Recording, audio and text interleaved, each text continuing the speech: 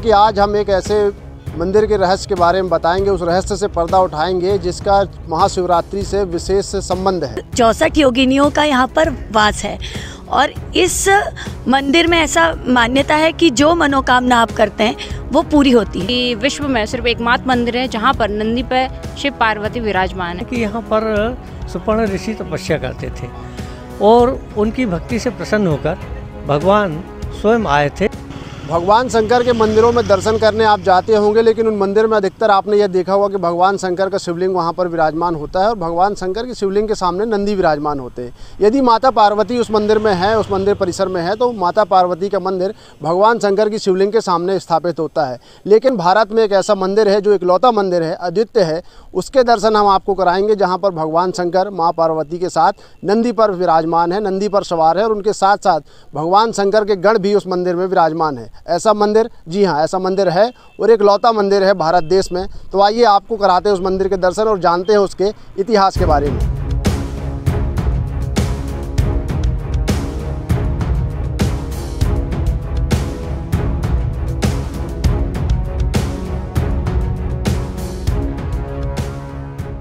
नमस्कार, आप देख रहे हैं IBC 24। मैं हूं आपके साथ धर्म गौतम। बताया था हमने कि आज हम एक ऐसे मंदिर के रहस्य के बारे में बताएंगे, उस रहस्य से पर्दा उठाएंगे जिसका महाशिवरात्रि से विशेष संबंध है। महाशिवरात्रि से संबंध इसलिए क्योंकि महाशिवरात्रि के दिन भगवान शंकर की शादी हुई थी।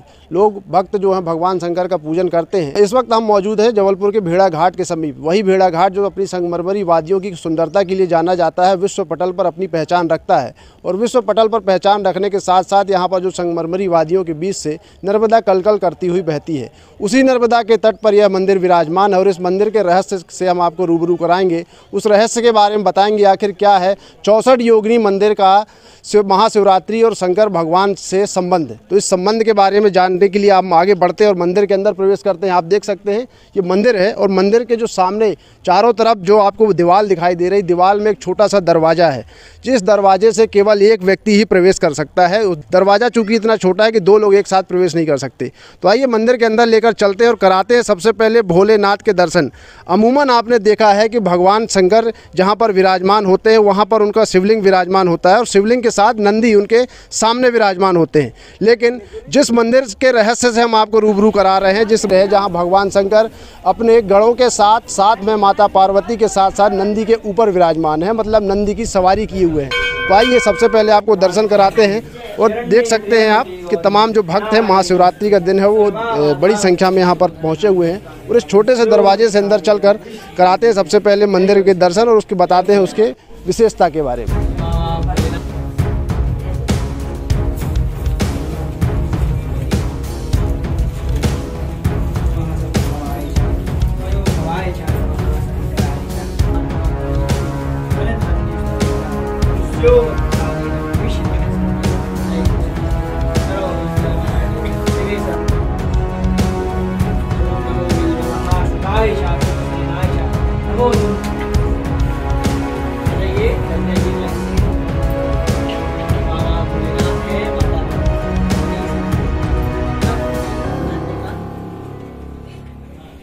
तो हमने अभी आपको जैसे कि भगवान के पूरे जो भगवान शंकर की जो पूरी बारात है माता पार्वती के साथ नंदी पर विराजमान भगवान शंकर के दर्शन कराए, लेकिन अब कुछ उसके इतिहास के बारे में भी जानना चाहेंगे। आपके अंदर भी यह चेष्टा होगी कि उसके बारे में जाने कि आखिर ये मूर्ति कब की है, कितना पुराना ये मंदिर है। 64 योगिनी मंदिर ये कहलाता है, लेकिन उसके अंदर जो भगवान शंकर ये विराजमान है अपने पूरे गणों के साथ, माता पार्वती के साथ, तो उसके बारे में जानकारी के लिए हमारे साथ मंदिर के पुजारी जी हैं, उनसे बातचीत करेंगे और आखिर जानेंगे कितना पुराना इस मंदिर का इतिहास है और किन बातों को लेकर यहाँ पर जो लोग हैं, किन मान्यताओं को लेकर आते हैं बड़ी संख्या में भक्त। चूँकि आज महाशिवरात्रि का महापर्व है, भगवान शंकर की आज शादी हुई थी, तो उसके लेकर भी बातचीत करेंगे। सबसे पहले पंडित जी जानना चाहूँगा, आप कब से यहाँ पर सेवाएं दे रहे हैं, भगवान की जो पूजन अर्चन कर रहे हैं, पूरा इतिहास के बारे में बात करें तो क्या इतिहास है मंदिर का? जहाँ तक कि मेरी बात करूँ मैं, तो मेरा परिवार लगभग 300 वर्षों से निरंतर यहाँ पर सेवा करता रहा। हम लोग यहाँ के परंपरागत महंत हैं। वर्तमान में ये मंदिर आर्कियोलॉजिकल सर्वे ऑफ इंडिया के अंतर्गत है, जिसके अंदर संरक्षण और सुरक्षा व्यवस्था उनकी है, पूजन व्यवस्था हमारी है। ये मंदिर के इतिहास के बारे में बात करें, जो मूर्ति है काफ़ी पुरानी लगती है, कब की ये मूर्ति है, आपके क्या पता है इसके बारे में? जो अभी आपने बता रहे थे कुछ लोग के जो एक मुनि थे उनके कारण ये भगवान शंकर यहाँ पर विराजमान, क्या पूरा इतिहास है? यहाँ का इतिहास बताते हैं कि यहाँ पर सुपर्ण ऋषि तपस्या करते थे और उनकी भक्ति से प्रसन्न होकर भगवान स्वयं आए थे माता पार्वती जी के साथ में। उन्होंने उनसे बोला कि मैं आपकी भक्ति से प्रसन्न हूँ, आप वरदान मांगिए। तो ऋषि ने कहा आपकी पूजन करना चाहता हूँ, आपके चरणों की पूजन करना चाहता हूँ, इसलिए आप वचन दीजिए कि जब तक मैं पूजन सामग्री लेकर ना आऊँ तब तक आप यहीं मेरी प्रतीक्षा करेंगे। तो बताते हैं कि ऋषि जन कल्याण की भावना से प्रेरित होकर चले गए और उन्होंने जल समाधि लगा ली कि मैं वापस नहीं आऊँगा, तो जितने भी भक्त आएंगे सबको दर्शन मिलेंगे। तो जब ऋषि ने जल समाधि लगा ली, भगवान तब से आज तक प्रतीक्षारत हैं और ये पूरे विश्व में एकमात्र ऐसी प्रतिमा है जो शिव पार्वती जी नंदी पर सवार होकर पूरी बारात के रूप में है, इसलिए आज के दिन का महत्व बढ़ जाता है यहाँ का। इसके बारे में दूसरी कहानी ये भी है कि जो भेड़ाघाट है, आप धुआंधार से लेकर और पंचवटी नौका विहार तक देखेंगे तो एकमात्र पूरे विश्व में कोई नदी के बीच में संगमरमर की पहाड़ी। तो बताते हैं कि भगवान ने नर्मदा जी से प्रार्थना की थी कि अपना मार्ग बदलिए। पहले दाहिनी ओर से जाते थे, उन्होंने कहा बाईं ओर से जाइए। तो नर्मदा जी ने कहा मेरी इतनी सामर्थ्य नहीं है कि इतनी बड़ी चट्टानों को मैं तोड़कर अपना प्रवाह बदल सकूं। तो भगवान ने 3 दिन के लिए मक्खन के वो पहाड़ कर दिए थे। तो वो अपने बेग से वहीं धुआंधार को फोड़ते हुए, चट्टानों को चीरते हुए, उसी विहंगम दृश्य को देखने के लिए पूरे देवी देवता यहाँ अवतरित हुए, इसलिए इसका नाम भेड़ाघाट भी पड़ा। भृगु क्षेत्र भी नाम है इसका, पुराणों में बताया जाता है भृगु ऋषि ने भी तपस्या की थी। तो यहाँ का इतिहास हजारों वर्ष पुराना है।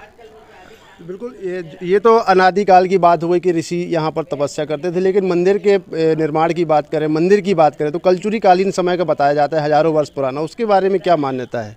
उसके बारे में अल्हड़ देवी रानी थी यहाँ की, 1155 का शिलालेख लगा हुआ है यहाँ पर। उन्होंने अपने पुत्र नरसिंह देव के राज्यकाल में इसका निर्माण कराया था। जी बिल्कुल, तो साफ तौर पर अनादिकाल में जो ऋषि थे, जो ऋषि का नाम बताया पुजारी जी ने, उनके द्वारा भगवान शंकर यहाँ पर विराजमान हुए। उन्होंने साफ तौर पर शंकर भगवान से यह वरदान मांगा था कि मैं जब तक ना आऊँ वापस लौट कर, चूँकि वो नर्मदा जल लेने गए थे भगवान शंकर की पूजा करने के लिए, लेकिन वो नर्मदा जल लेकर नहीं लौटे और नर्मदा जी में ही उन्होंने समाधि ले ली। और उसके बाद बात करें तो कलचुरी कालीन समय से इस मंदिर का निर्माण हुआ था, जो कि अभी भी उस मंदिर में विधिवत पूजन पाठ, भक्तों के को दर्शन के लिए भगवान साक्षात विराजमान है। पंडित जी से बात करने के बाद कुछ भक्तों से ही बातचीत करेंगे कि आखिर क्या उनको यहाँ पर आने में क्या अनुभव होता है और क्या यहाँ की मान्यता वो मानते हैं। मंदिर में पूजा करने वाले पुजारी जी ने तो हमें मंदिर के बारे में बहुत सी बातें बताई। कलचुरी कालीन के समय से मंदिर के निर्माण के बारे में बात करें, अनादिकाल में जब जो ऋषि ने तपस्या की उनके बाद जब से यहाँ भगवान शंकर विराजमान है उनके बारे में बताया। लेकिन भगवान भोलेनाथ के भक्त क्या कहते हैं इस मंदिर के बारे में, कितने लंबे समय से वो भक्त यहाँ पर आ रहे हैं, ऐसे कुछ भक्त आप मेरे साथ देख सकते हैं मौजूद हैं। सबसे पहले एक बुजुर्ग माता जी, उनसे बातचीत करेंगे। आप कब से इस मंदिर में आ रही हैं और क्या आपको अनुभव हुआ मंदिर में आने के बाद, भगवान के दर्शन करने के बाद? मैं बचपन से ही शिव के मंदिरों में जाती थी, मेरे फादर भी शिव के भक्त थे। बिल्कुल, साफ तौर पर भक्त जो है उनका अनुभव अलग ही है इस मंदिर में आने के बाद, क्योंकि हमने पहले ही बताया कि विश्व का कहना चाहिए एक इकलौता ऐसा मंदिर है जब भगवान माता पार्वती के साथ नंदी पर विराजमान और उनके साथ उनके गढ़ भी मौजूद है। कुछ भक्त भी अभी आप लोगों ने पूजा की, क्या कब से आप लोग यहाँ पर आ रहे हो, क्या मान्यता है, क्या अनुभव महसूस करते हैं आप यहाँ मंदिर में? जी, मैं तो पहली बार आ रही हूँ और मैंने इन मंदिर के बारे में बहुत सुना था, तो आज दर्शन का मौका मिला। मुझे मेरी फ्रेंड ने अभिषेक रखा है तो हम आए हुए हैं। बिल्कुल, क्या मानती हैं आप, एक ऐसा मंदिर है जहाँ भगवान माता पार्वती के साथ अपने गणों के साथ विराजमान है। अमूमन देखा जाता है कि शिवलिंग होते हैं मंदिर पर, उन पर जल चढ़ाया जाता है, लेकिन यहाँ पूरा अपने परिवार के साथ भगवान शंकर विराजमान है। आज इस स्थान का महत्व और बढ़ जाता है, क्योंकि शिव और पार्वती जब एक साथ विराजमान है, नंदी जी पर विराजमान है, बारात के लिए भी जब जाते हैं तो नंदी जी पर विराजमान होके जाते हैं। और ये वो कलचुरी कालीन मंदिर है जहाँ पर जिसको 64 योगिनी के नाम से जाना जाता है। 64 योगिनियों का यहाँ पर वास है और इस मंदिर में ऐसा मान्यता है कि जो मनोकामना आप करते हैं वो पूरी होती है। और इतना ही नहीं, अनेक श्रद्धालु जो ये नहीं भी जानते, पूरे विश्व भर में चूँकि ये एकमात्र मंदिर है जो इस प्रकार के दर्शन देता है और इसका अपना अलग महत्व है। इस विषय पर जब कभी अलग से बात करेंगे तो जाएंगे, लेकिन श्रद्धालुओं के भक्ति का यह केंद्र है। और आज इस स्थान का विशेष महत्व है क्योंकि शिव जी की बारात का आज दिन है और बारात के लिए माता पार्वती के साथ वो निकले हैं। ऐसे दर्शन यहाँ पर आज होते हैं। बिल्कुल, और भी कुछ भक्त हैं। आपने भी पूजन पाठ किया, आप लोग कहाँ से आए हैं और पहली बार आए या पहले भी आ चुके हैं इधर? नहीं, मैं यहीं की हूँ और मैं बचपन से यहीं आ रही हूँ। मेरे पिताजी जो यहाँ पे महंत हैं वो यहाँ के पुजारी हैं और यह बहुत प्राचीन मंदिर है जो कि विश्व में सिर्फ एकमात्र मंदिर है जहाँ पर नंदी पे शिव पार्वती विराजमान है।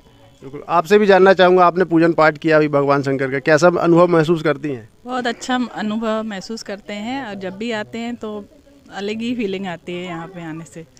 और पहले हमको जानकारी नहीं थी यहाँ मंदिर की, मेरी फ्रेंड ने बताया कि यहाँ 64 योगिनी मंदिर है, वहाँ चल के देखो आप। फिर हम लोग 1-2 बार आए तो अब हमेशा आते ही हैं। बिल्कुल, साफ तौर पर भगवान शंकर की पूजन आराधना के लिए महिलाओं को खास तौर पर जाना जाता है। भगवान के चाहे 16 सोमवार के व्रत हो, सावन माह का व्रत हो, तो महिलाएं तो पूजन करती हैं, लेकिन आपने भी पूजन पाठ किया अभी, क्या अनुभव महसूस करते हैं इस मंदिर के बारे में, चूँकि भगवान शंकर यहाँ पर माता पार्वती के साथ विराजमान है?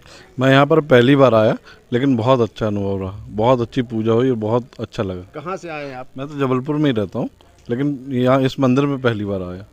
तो बिल्कुल, जबलपुर में रहने के बाद भी कुछ भक्त यहाँ पर पहली बार आए। चूँकि हमने आपको पहले ही बताया कि यह मंदिर है तो जबलपुर के पास, लेकिन बहुत से लोगों को इसके बारे में जानकारी नहीं। और साफ तौर पर यह भी बात जानी जाती है कि विश्व का इकलौता मंदिर है जहाँ भगवान शंकर माता पार्वती के साथ नंदी पर विराजमान है और उनके साथ पूरे गढ़, जो कि एक बारात का स्वरूप है। और महाशिवरात्रि, चूँकि भगवान का शंकर का जिस दिन विवाह हुआ था, तो इस दिन पर पूरे बारात के साथ, पूरे गढ़ों के साथ भगवान शंकर का दर्शन करने का महत्व अपने अलग ही बढ़ जाता है। तो मंदिर के दर्शन करने के साथ साथ वहाँ के पुजारी और जो तमाम भक्तों से जानकारी हमें मिली, हुआ है साफ तौर पर यह दर्शाती है कि भगवान शंकर का यह मंदिर हजारों वर्ष पुराना है। कलचुरी कालीन के समय इस मंदिर का निर्माण किया गया था और जो सुपर्ण मुनि थे उनकी तपस्या के कारण भगवान साक्षात आज भी यहाँ पर विराजमान है। तो आप भी जबलपुर जब भी आएँ, भेड़ा घाट घूमने जब भी आएँ, तो भगवान शंकर के साथ माँ पार्वती जहाँ पर विराजमान है उस मंदिर के दर्शन जरूर करें। हमारी ये जानकारी कैसी लगी कमेंट कर हमें ज़रूर बताएं, साथ ही हमारे चैनल को सब्सक्राइब जरूर करें। धर्म गौतम, IBC 24 जबलपुर।